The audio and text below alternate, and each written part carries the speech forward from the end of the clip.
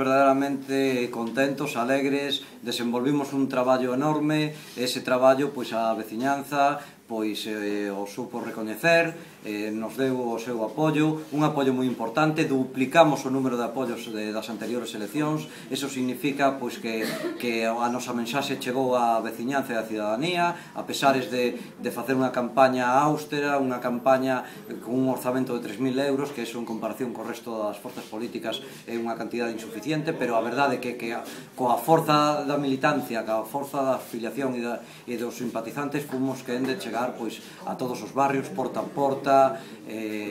rúa a rúa, conseguimos transmitir a nosa mensaxe, dende logo que a nosa labor no Concello non vai a defraudar a maioría social, loitaremos arreo por ela, e tamén de unha maneira importante aos vecinos e as veciñas transmitirlle que esas asambleas de barrio que estivemos a facer durante toda esta campaña as seguiremos a desenvolver para que os acordos que democráticamente eles e elas elixan nesas asambleas, sempre e cando non rachen que a nosa posición política, nos as defenderemos no Concello mediante propostas, mediante mocións, e aí estamos.